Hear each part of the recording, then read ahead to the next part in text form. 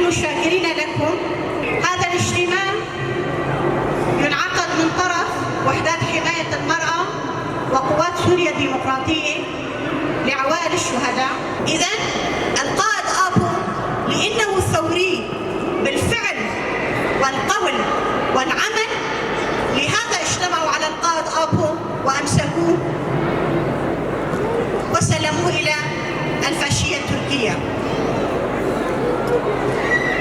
يعرفون القائد آبو بشكل معمق، يراقبون القائد آبو عن قرب، يتبعون كل كلمة من كلمات القائد آبو بكل حذافيرها، ولكنهم لا يريدون أن يطبق أفكار القائد آبو على أرض الواقع. أفكار القائد آبو ماذا هو؟ هذا الشعب المتواجد لدينا الآن، محبة الشعوب. فنحن نسأل الدول القومية لماذا لا تقبلون محبة الشعوب؟ لأنها العائق أمام مصالحهم. إذا الشعب تكاتف فلا يستطيعون أن يفرضون سلطتهم على الشعب، وتظهر للعالم الخارجي بأن القائد آبو هو الحل الوحيد لجميع الأزمات الإنسانية والبشرية جمعاء.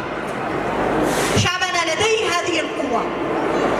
شعبنا إذا تعمق وتمسك بفكر شعب عنيد. قائد آبو قال الإرادة قبل كل شيء. الدول القومية ماذا تريد من الشعب؟ أن تكون مطيعة عبدة لنظامها السلطوي. لهذا حاولوا أن يمسكوا بالقائد ويضعونه بالحبس، يغطون على أفكار القائد، يغطون على شخصية القائد. اليوم العالم يا عوائلنا الكرام تخاف من كلمة يلقيها القائد آبو، يخافون لأن كلمة واحدة من القائد آبو تعتبر هزة أرضية، إذا كان سياسيا، إذا كان عسكريا، إذا كان اجتماعيا، إذا كان مؤسساتيا، أو إذا كان إرادة. يعني لماذا بقعة صغيرة من شمال وشرق سوريا تحررت وكل الهجمات من كل الأطراف تتجه إلى هذه البقعة؟ فهي بقعة صغيرة ليست بكبيرة منها يعني ضمن سوريا.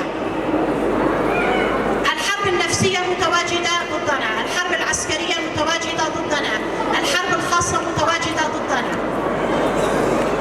الهدف الأول والأخير دائما يسرحه أو يدلي به الإدارة الذاتية. إننا على أبواب حرب، والذي يساند هذا الحرب ويكون سدا منيعا له هو الشعب. القوات العسكرية ستكون في الخنادق تحارب بكل جسارة وكل جرأة، ولكن الشعب يتطلب منه أن يكون بجانب قواته العسكرية. هذا ما نتمناه من شعبنا، وبالأخص عوائلنا الشهداء الذين ضحوا جزءا من أكبادهم في سبيل حرية الشعب وحرية الشرف.